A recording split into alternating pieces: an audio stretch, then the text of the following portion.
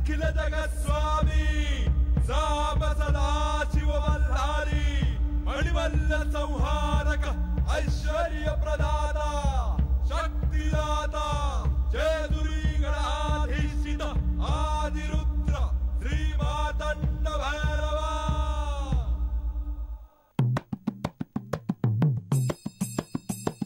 जय देवा जय देवा जय देवा जय देवा जय देवा जय शिव मार्तंडा।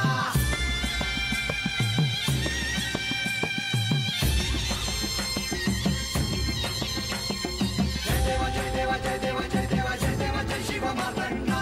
हरिवर्धन मल्हारी तुझी प्रचंडा। अगडदुम नगारा सोन्याची जेजुरी देव गेले जेजुरा निळा घोडा। अगडदुम नगारा सोन्याची जेजुरी देव गेले जेजुरा निळा घोडा। पाव में तोडा कमरी कर पटा मिहिर मस्तकी तुरा। खोबऱ्याचा कुटका भंडाऱ्याचा भडका बोल अहंकारा सदानंदाचा येळको सदानंदाचा येळको। जय देवा जय देवा जय देवा जय देवा जय देवा जय शिव मार्तंडा। जय देवा जय देवा जय देवा जय देवा जय देवा जय शिव मार्तंडा। हरिवर्धन मल्हारी तुझी प्रचंडा। जय देवा जय देवा जय देवा जय देवा जय देवा जय शिव मार्तंडा। हरिवर्धन मल्हारी तुझी प्रचंडा। माझी इच्छा आहे की 12 मास तुम्ही मला आणि या जेजुरी गडाला सोडून कुठेही जाऊ नये आणि तुम्ही मला वचन दिले आहे की तुम्ही माझी इच्छा पूर्ण कराल।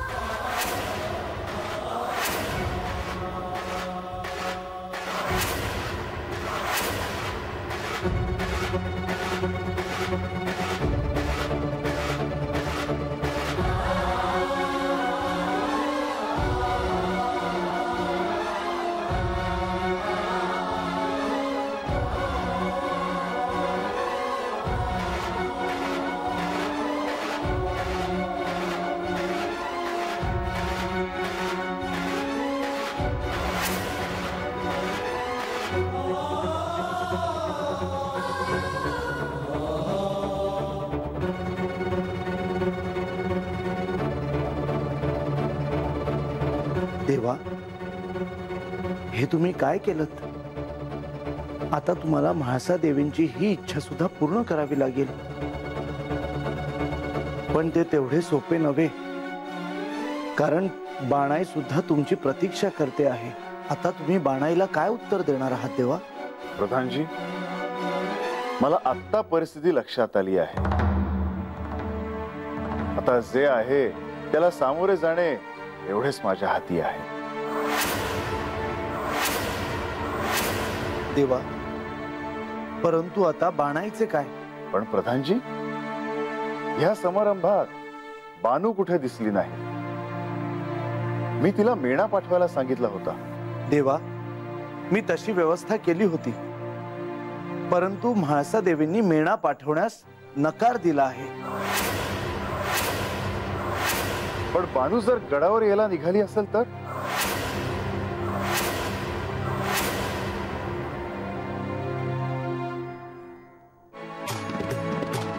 राज्यसभेचे कामकाज इथेच थांबवतो आहे। सर्व कामांची नोंद घेऊन ती त्वरित मार्गी लावण्यात येतील।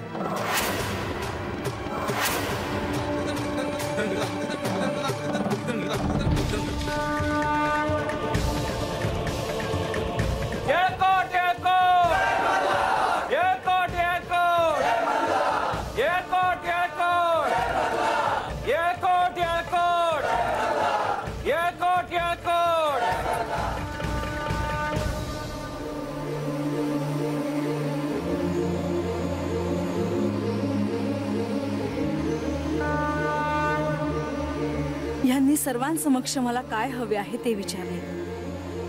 आता त्यांना मी जे मागितले आहे त्याला नकार देणे शक्य नाही। आता ते जेजुरी गड सोडून कुठेही जाणार नाही। याचाच अर्थ गड सोडून त्यांना आता बानूकडे देखील जाता येणार नाही।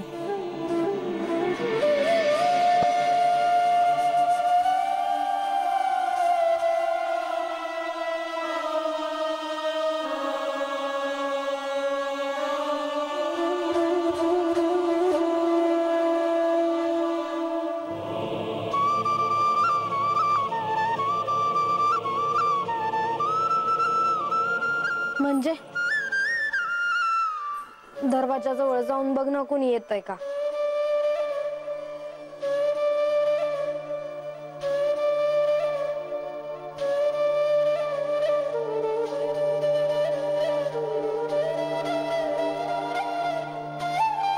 कुणीच दिसत नाही आहे ग. पर तू काळजी नका करूस. अगं आज इतकं लोक देवासनी भेटायला येतात म्हणजे कामाची लगबग असणार. अगं पर त्यांनी कुणासनी बी धाडलं नाही का अजून. देवानी सांगितलं आहे ना. मग ते तुझ्यासाठी मेना पाठवत्याल आणि तुला गडावर बोलवून घेत्याल बघ. मला तर वेगळीच काळजी लागून राहिली आहे. म्हाळसाताईसने आवडेल ना बघ मी गडावर गेली तर. तो विचार नका करूस. देवानी तुला बोलवलं आहे आणि तू जाणार आहेस.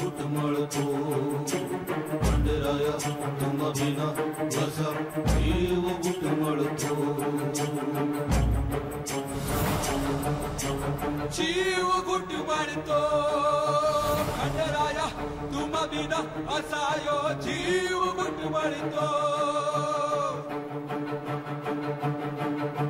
भक्तीचा डोंगर पिरतीचा सागर असा कसायो ढासळला. 7 जन्माचं सपान नावून 2 घडीतच ढासळला.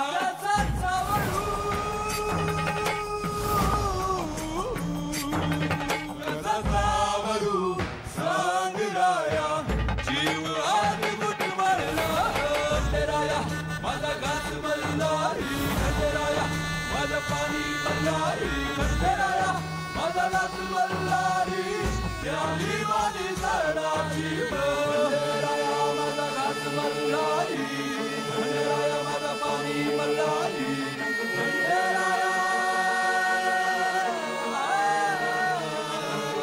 खंडराया माझा लाच बल्लारी खंडराया माझा पाणी बल्लारी खंडराया माझा लाच बल्लारी.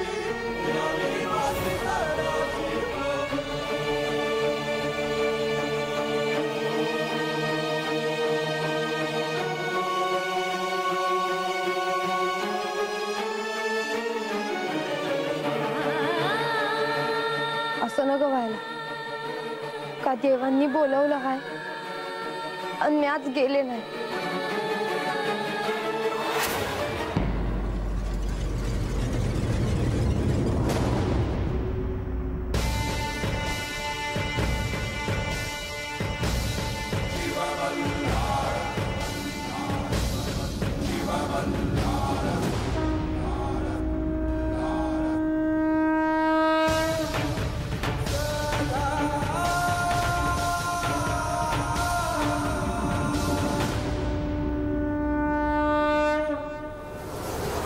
देवा.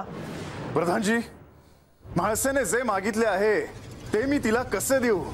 देवा तुम्ही असे अस्वस्थ होऊ नका. प्रधानजी, माझ्या मौनाचा अर्थ म्हाळसेने होकारार्थीच घेतला आहे. तिने जे मागितले आहे त्याला माझा होकार आहे असे तिला वाटत आहे. होय देवा. आता हा गड सोडून तुम्ही कुठेही जाणार नाही असं त्यांना वाटतं आहे. की जे अयोग्य आहे. प्रधानजी, मी असे नाही करू शकत. प्रधानजी, बानू माझ्याशी विवाह करून जेजुरीत आली आहे आणि आता मला तिला अंतर देणे शक्य नाही.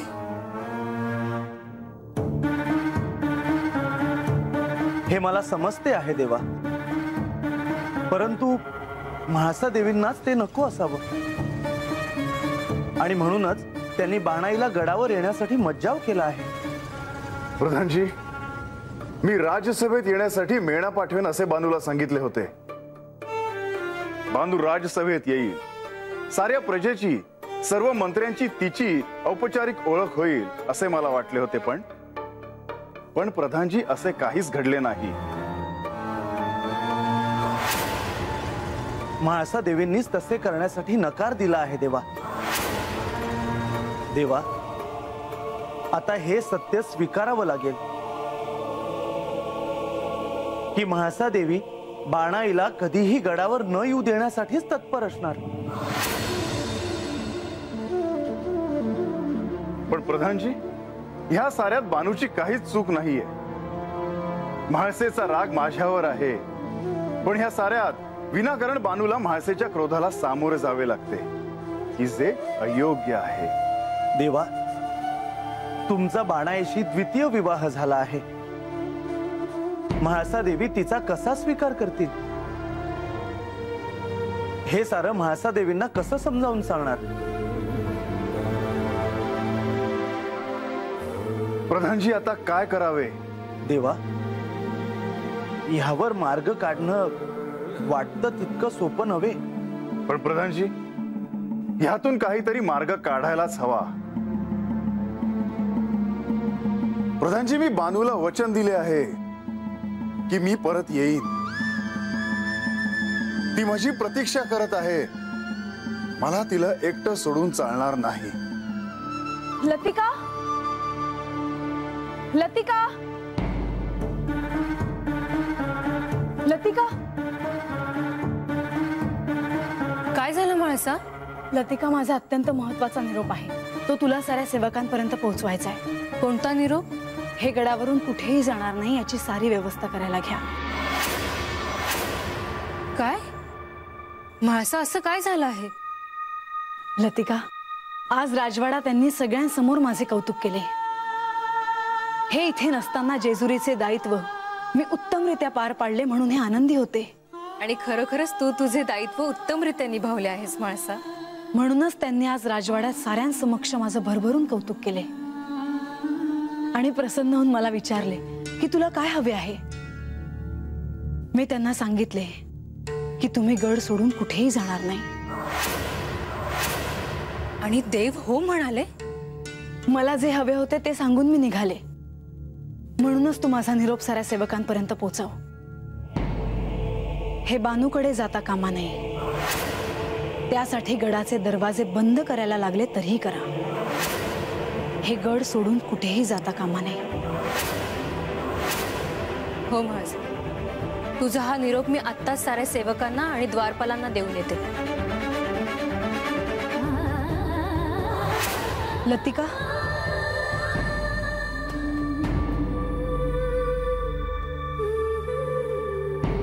ही गोष्ट बानूपर्यंत पोचता कामा नये हे ध्यानात ठेव. हो.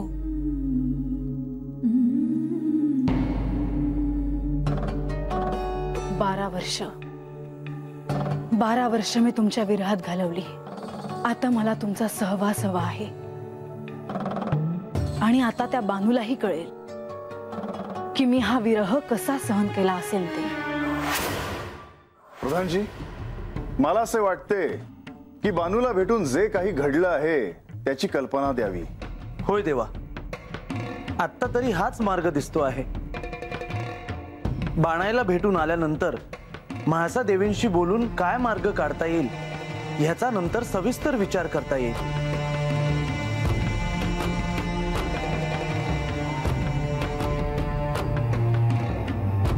गणोबा, ये.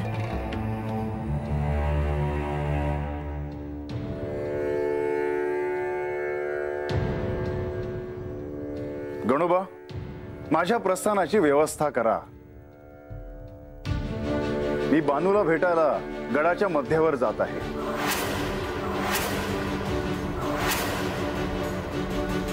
गणोबा, गणोबा, काय झालं आहे? तुम्ही अजून इथेच आहात? काही सांगायचे आहे का? वय देवा, पर कसं सांगावं ह्याचाच विचार करतोय बघा. गणोबा, मनात कोणताही संकोच न बाळगता जे काही आहे ते स्पष्ट सांगा. देवा, म्हाळसा देवींची आज्ञा आहे का गडाचा दरवाजा बंद करून घ्या?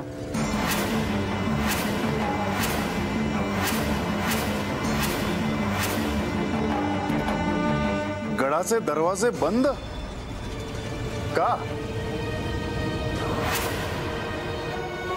गणोबा, तुम्हाला दडपण घ्यायची काहीच आवश्यकता नाही. तुम्ही केवळ तुमचे कार्य करत आहात. सांगा, म्हाळसा देवींनी अशी आज्ञा का दिली? देवानी गड सोडून जाऊ नये म्हणून.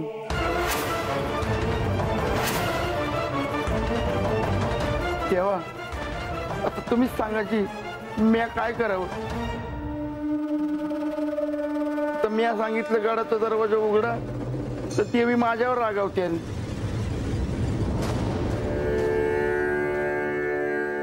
गणोबा, तुम्ही काळजी नका करू. श्री खंडेराय आणि मी यावर काहीतरी मार्ग नक्कीच काढू. या तुम्ही. हो भाईजी.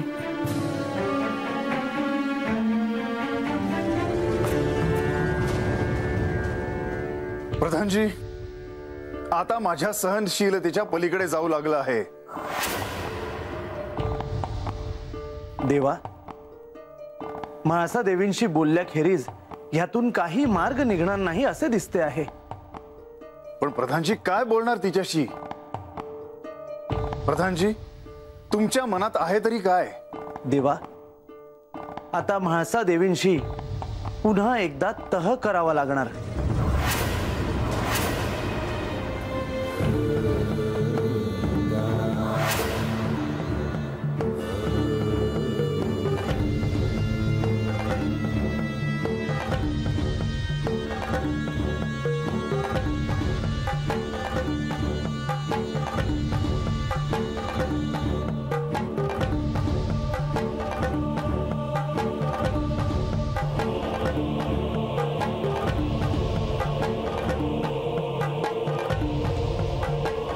म्हणजे तुला काय वाटतं ग?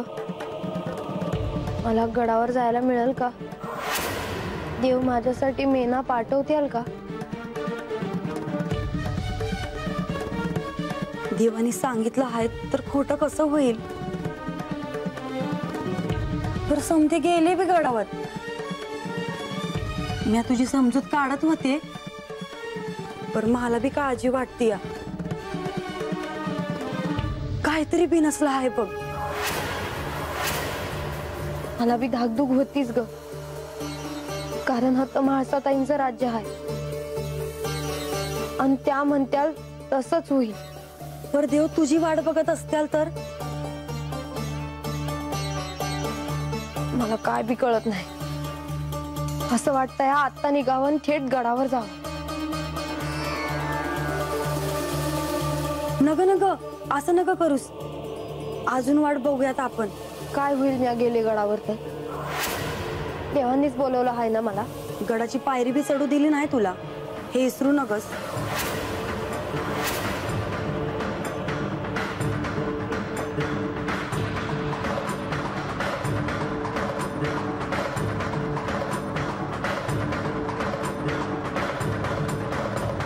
येड्यासारख्या नुसत्या फेऱ्या मारू नकस. काय करू मी? गडावर नाही गेलीस तर चालणार नाही का? म्हणजे अगं देवांनी बोलवलं आहे मला. मी गेले नाही तर त्यांचा अपमान नाही होय त्यो? प्रधानजी, काय म्हणालात तुम्ही? पुन्हा तह करायचा? होय देवा, आता याशिवाय दुसरा कोणताही मार्ग मला तरी दिसत नाही. म्हाळसेला सांगायचे काय? आणि तह केला तर अट काय घालायची? अट कोणी घालायची? मी का म्हाळसेने? देवा, परिस्थिती बघता तुम्ही म्हाळसा देवींना कोणतीही अट घातली तरी ती त्या मान्य करणार नाहीत. होय देवा, हीच वस्तुस्थिती आहे.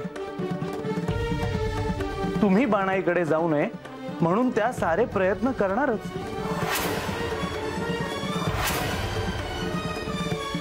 म्हाळसा देवींनी तुमच्या विरहात खूप मोठा काळ घालवला आहे. त्यांचे हे म्हणणं त्यांच्या परीने योग्यच आहे देवा. पण म्हणून म्हाळसा जे काही म्हणते ते मी मान्य करायचे का प्रधानजी? म्हाळसा जे काही म्हणेल ते सारं मान्य करायला माझी सिद्धता नाही.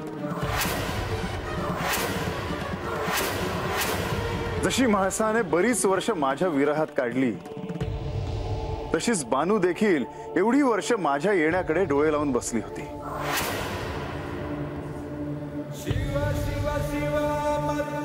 प्रधानजी, मला बानूच्या प्रेमाला देखील न्याय देणे अत्यंत आवश्यक आहे.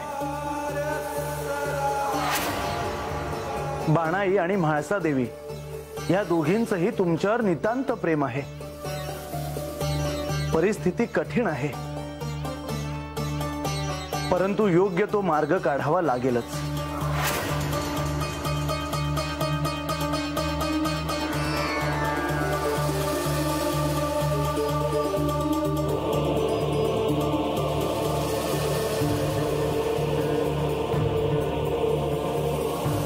देवा, एक मार्ग आहे. मार्ग आहे? होय देवा, मी जे सांगतो आहे ते जर तुम्ही म्हाळसा देवींना सांगितलं तर कदाचित तुम्ही त्यांचं मन वळवू शकाल. पण प्रधानजी, ते कसे? सांगतो. अल्लाह